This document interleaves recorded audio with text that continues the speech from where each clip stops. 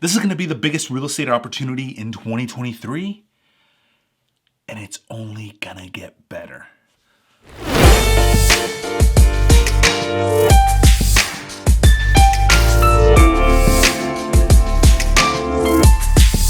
Welcome back. My name is AlexBeltran. I talk real estate. Now, we all know that there's something goofy going on the economic front. If you're buying real estate to live in it, then you may not notice it as much. But if you're buying real estate to invest in it, you know that the numbers are all twisted up like a pretzel. Inflation is at 6.4%, allegedly. I mean, financial experts claim that it's actually in the teens, but the official numbers given to us by the government is 6.4%, so I will begrudgingly use it. Mortgage rates are between 6 to 7%, while cap rates are stuck between 4 to 6%. The simplest explanation for a cap rate is your annual return on investment.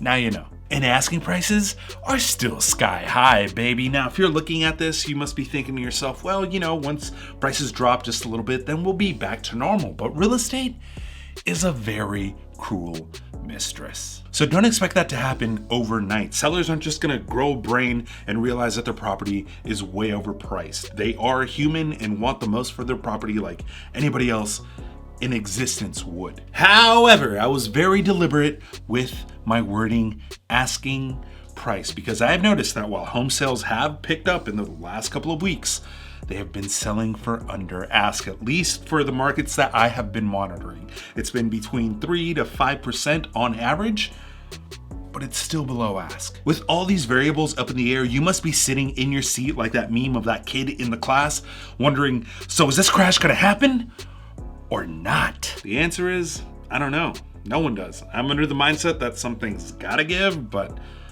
that's just the market. It ebbs, it flows, it goes up, it goes down. Sideways or in fucking circles. Besides, I can't control inflation, interest rates, whether or not the real estate market is gonna crash or not, or prices. But let me put a little asterisk over prices. So what can I control? Well, price-ish, hence the asterisk. By submitting lowball offers, or as real estate agents are calling them today, offensive offers. Us real estate agents are a cunning bunch.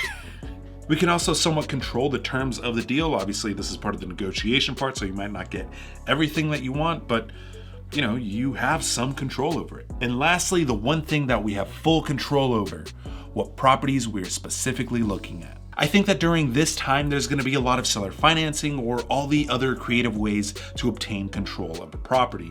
I really hate talking over people's heads, but things like the lease option. Now, there are several different alternatives for obtaining control of a property. I'm not going to get into it in this particular video. If you want me to talk about it, go ahead and comment in the comment section down below. If there's enough interest, I'll make a video about it. When it comes to the terms of the deal, it is very property specific, so I can't exactly give a universal example. What I will say, at least from my experience, is that the terms of the deal is oftentimes more important than the price itself. So if you aren't getting the price that you want, figure out a way to make it worth your while in the terms of the deal. I highly recommend you find yourself a great real estate agent to help you through that process. And lastly, the places to look. I personally think that this is going to be a great time to start looking at multifamily residences. And it's not just me. It seems to be the entire real estate community as a whole is thinking the exact same thing. But what type of multifamily real estate should you be looking for is the real question. Well, first you have to qualify yourself. If you're a complete beginner, then chances are you're probably going to max out at the 4-unit multifamily real estate homes, because 4-unit multifamily real estate homes qualify for an FHA loan, and they are technically, legally speaking, single family residences. So you can move into one of those units, rent out the remaining 3, and that is actually the fastest way to simultaneously learn how to invest and manage real estate properties. It's kind of a crash course. I believe the streets call it house hacking. Or maybe you're backed by big money, in which case, what are you doing watching my videos? Go watch Ken McElroy's videos. But if you are backed by big money like that, then chances are you're gonna be focused on the much larger multifamily properties, because anything that is small to medium simply isn't worth your time, unless of course you are BlackRock, which is actively trying to screw over the American people, in which case, once again, what are you doing watching my videos? Go get your information from real life Bond supervillain Klaus Schwab. And then there is me, which I consider myself an intermediate investor at best. Granted, I manage other people's real estate portfolios, but my personal real estate portfolio is intermediate at best.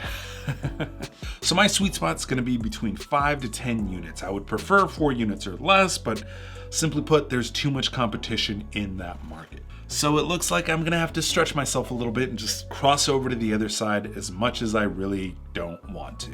Oh, and actually, while I'm here, if you know of any 5 to 10 unit multifamily homes that are up for sale in Omaha, Kansas City, Des Moines, Sioux City, Topeka, Kansas, St. Louis, Missouri, Las Vegas, Phoenix, Denver, Nashville, or Miami, go on ahead and email me.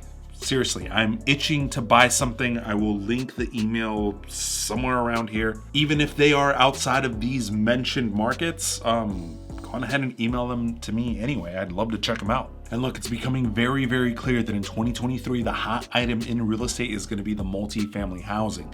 Just realize that multifamily real estate is a lot more work. You need to build a good team. The team is key to everything. I've been searching through a lot of multifamily properties, and you would be surprised how many of these super valuable properties are losing money because the team, or even worse, the individual, is mismanaging the entire property. Multifamily properties are considered the big leagues after all, so you have to dot your T's and cross your I's in everything that you do. Anyway, if there's anything that you want me to go into with multifamily properties, go on ahead and comment it in the comment section down below. I highly recommend checking out Ken McElroy's YouTube channel. I'll go ahead and link that below. That guy, he specializes in 100 unit plus properties, but he is a wealth of resource. I highly recommend his channel. And Bigger Pockets has been making a lot of content on multifamily properties as well. Clearly, I mean, they're the next sort of biggest thing in YouTube in terms of real estate. Go ahead and check their channel out. I'll link that below as well. Other than that, I will catch you guys next week. Peace.